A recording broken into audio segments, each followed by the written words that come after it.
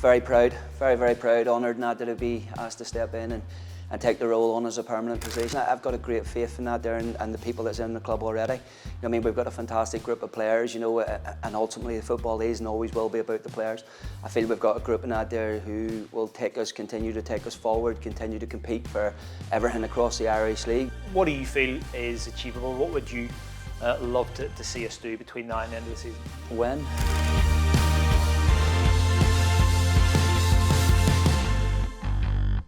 Gary, we're speaking to you as the new permanent manager of Larne Football Club. How does that feel and sound? Very proud, very proud, honoured and that to be asked to step in and take the role on as a permanent position. It's a club that obviously very close to my heart, and obviously feel now is the time and I did to take a step up and I'm very grateful for the opportunity. Yeah, there's been a little period where I suppose, you have been in charge and you were handed the reins on a temporary and interim basis. But the club have shown a lot of faith in you by making that permanent. But you obviously had a period of time there, you were able to assess things, look at things, and presumably it's something that you feel, as you say, you're ready to do now and you want to do. Yeah, listen, I've got a great faith in that there and the people that's in the club already. I mean, we've got a fantastic group of players, and ultimately the football is and always will be about the players. I feel we've got a group in that there who will continue to take us forward, continue to compete for everything across the Irish League. We're very blessed to have what we have at the football club. The full-time model has been brilliant to be a part of. Going back nearly 8 years I've been involved with the club. I can't say enough about the environment that we have up at the Cliff and up at the Larne Academy of Sport, I should say. It's a great environment to work in every day. The people I get to work with in terms of the staff, not just in terms of the coaching staff, but the additional staff up around the building every day. It's a joy to go into work. It's a joy to go and work with these guys now there who are at such a high level. So to be a part of it, to be asked to lead it is hugely a huge honour. I feel I've learned quite a considerable bit working with Tiernan and Seamus, obviously right back at the very beginning, who were so instrumental in putting the club where it currently finds itself. Continued that on with Nathan and I obviously been bumped up into that assistant role and then obviously into this internship. So yeah, I feel I've learned a lot over that period of time. I feel I bring a wealth of experience before that as well. And now maybe is the time for me to step forward and take it on.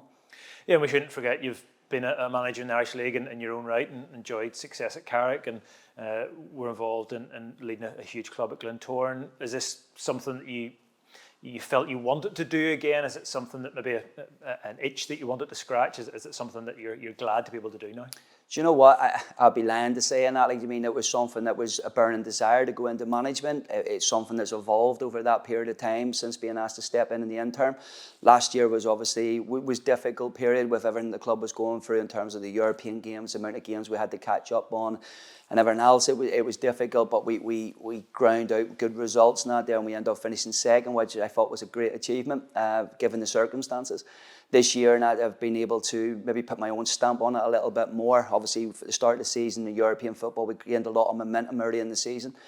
Obviously, Nathan and the club and that there didn't see eye to eye, and they parted ways in that, which left to this opportunity for me. I guess I kind of needed to feel with the players, did they feel I was the right person to take them forward? And I only would find that out by results and about what they were willing to give and how much they were willing to give of themselves to support me in that role. And I feel they've done that. So now it's really important for me that they get that support back. And I make a commitment not only to the club, but to very much to the players.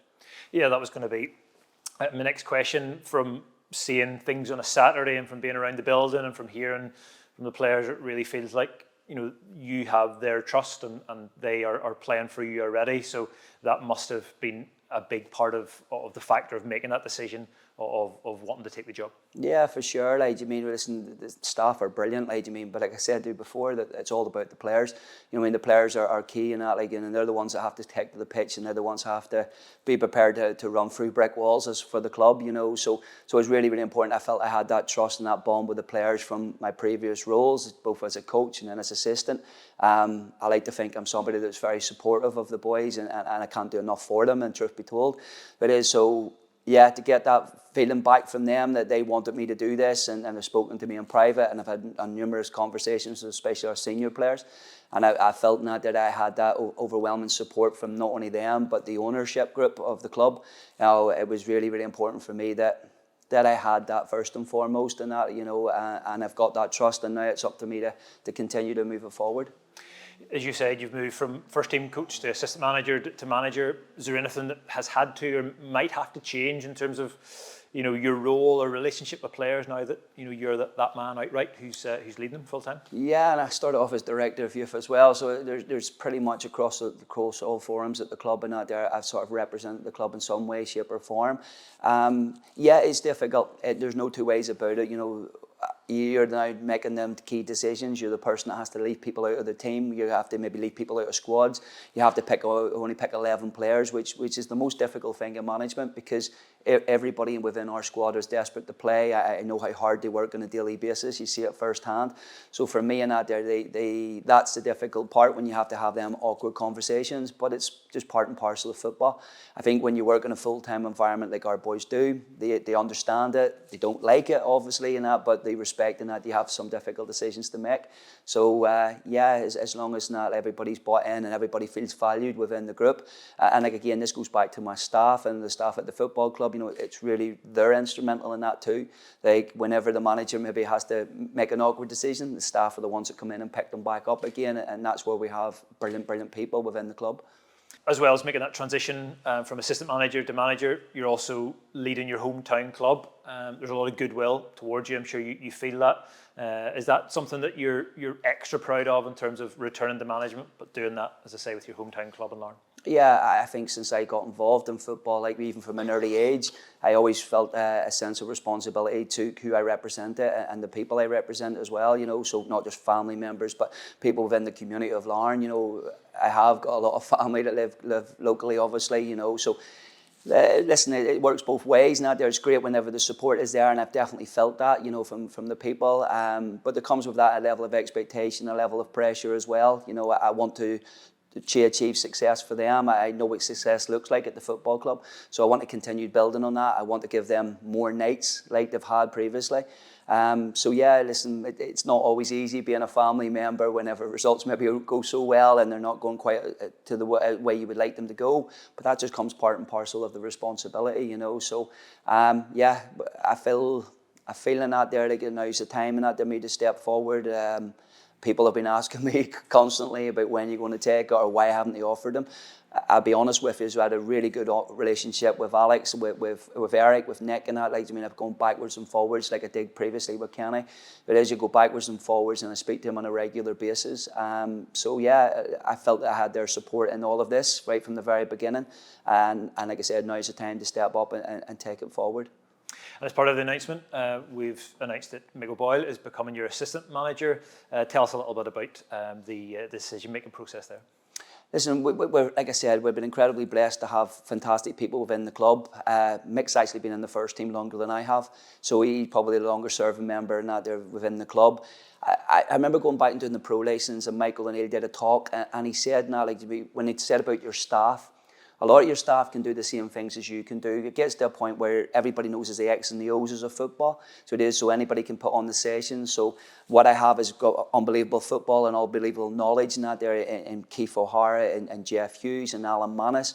He says, but there's also that element of the parts that you can't do and how they complement you as well. So Mick and that there for us, not there, we can all do each other's jobs, but none of us can do Mick's. You know what I mean? And Mick is instrumental, not only obviously from the physios background, but the strength and conditioning. And then there was something that stuck in my head again whenever Michael mentioned, he says, you need somebody who brings you something different and a unique point or a viewpoint on how they see the game. So is that 10%? And for him, it was like Austin McPhee with the set pieces and stuff. With me, Mick is more than 10%. He's like 30 or 40%. Because of how he will challenge me, how he will always be very honest and open, like, you mean, and he doesn't sugarcoat things. He's such an honest lad. You know what I mean? He's such a great person to have in our environment. I know how close he is with the players. You know, he has a great relationship with them. If you go into the Larne Academy of Sport in any given day, the hub of the whole centre is in the physios room, where Mick sort of has them, like all of them bouncing off each other and having that really good relationship with the players. So yeah, whenever somebody as talented that comes available, or the state we have within our club, it was only right to promote him into this position. Like I said, he's earned this right. He's brilliant at what he does. You know, he'd be the first person I ask in that whenever we need to make a change or whatever way. It might be physically, it might be tactical, but I'll bounce everything off him. Like, you mean, and I know I'll always get a truthful and honest answer. If I like it or not, I'll always get that with him. And that's the kind of people you want to surround yourself with. Really, really good people, you know, that deeply care, that are deeply committed and unbelievable at what they do. And for me, like I said, he's the best at what he does. Yeah, and you have a real good team around you there as well with all of the other members of staff, and it does seem like you're a very close unit, and you know, that's going to be important as the season goes on, ups and downs, and when things go well for us, but when things don't, that's going to be really important, isn't it? Yeah, because you've got to get around the players as well, and like I said, in Keith O'Hara and Jeff Hughes, you've got two unbelievable people. Do you know what I mean? They're really good with them. You know, they're good communicators. They're empathetic. You know, they're really good people.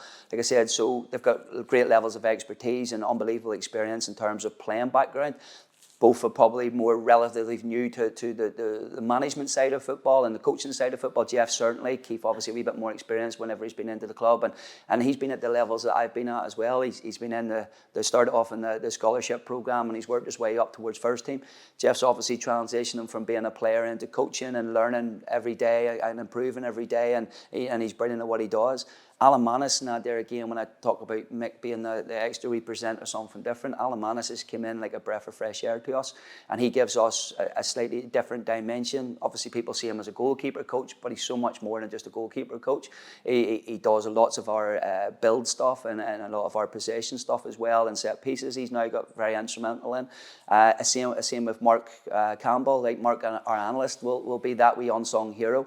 So but he's invaluable to what he brings to all of us as coaches. You know, that the extra wee attention to detail and that eye for detail that he has in that there in the analysis, again, which allows us to present to the players, you know. So all in all, I think every single person within our coaching setup brings something different to me, and something very unique in their own way, you know. But ultimately, what underlines them and makes them all very much the same is that they're just great people, like you mean to have at the football club.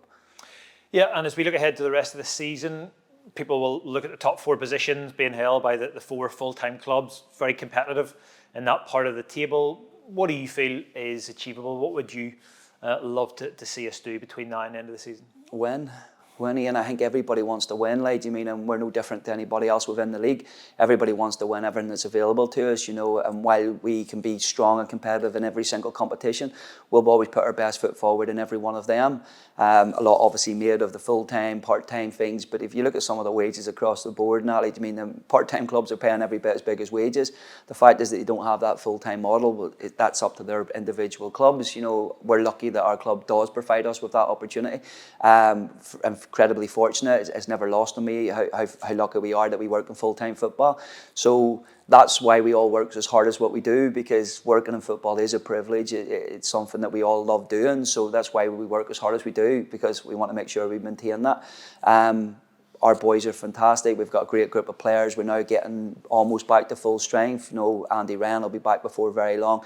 Dylan Sloan will hopefully recover well. He's a fit young lad, you know, and all of a sudden now we're up to full force with Leroy back in the mix and Donzo back in the mix. So it bodes well for us from now to the end of the season. And we just want to be competitive in every single game. And just lastly, it's a new era for the club as you're named the permanent manager. What would your message be to the Larne fans watching and listening to this? I suppose for me, and you know, I know the responsibility. I know how big an honour it is to manage the club. I'll always try to represent the club in the best way I possibly can. I'll always give 100% in that. You know, that should be a given. So we should. They'll get everything from me. They'll get everything from the staff, and we'll leave every ounce of effort and that like we can put to this here. We will be doing that to try and get you success. You know, like I said, we all know what success looks like. We've been part of them big nights. You know. We were there now whenever Andy Wren scored that third goal, you know, alongside Tiernan and Seamus. You know, we were there whenever we've won them County Antrim Shields and them bigger moments. We know what it means and that they're the people that will lift the league titles. We want to bring them days back to Larne. We want the people to come out and support the team. We want them to enjoy watching the football that we play. So it is, we want to turn around and entertain people. We don't want to be negative in any way, shape or form. You know, I mean, we're desperate to win every game, and sometimes it's not going to be pretty. And sometimes we're going to have to grind and fight for everything that we want. But while we have that togetherness and that fight, then we'll best represent everybody within this town. Brilliant. Gary, thank you. Cheers, pal.